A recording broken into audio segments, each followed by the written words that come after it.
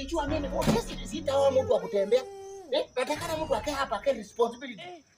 Ni wakati wa Christmas hapa tukae naye chini tupange venye tutakula Christmas. Sio kazi yake tu kutembea kutembesha tu makiuno ni kazi yake. What about this? Nakwambia anajua.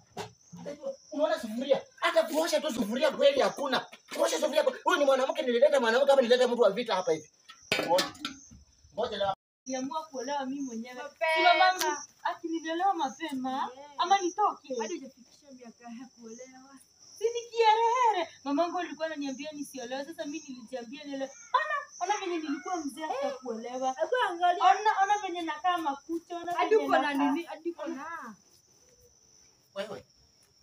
Uko tu hapo umenyeja tu hapa hivi kazi yako tu ni pere. Na huko hivi vyombo maacha nje imepata huko.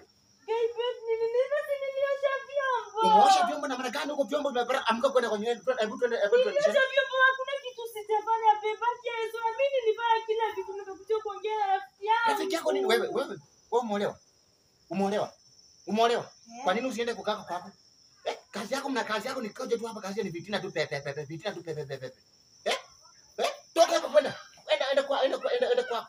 Mchinga sana wewe babe. Hebu twende. Harakisha amka sasa. Twende.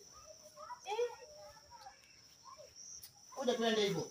Kazi yako ni mambo Unasemaga nyambua na chapwa. Ati huyu wewe unachapwa.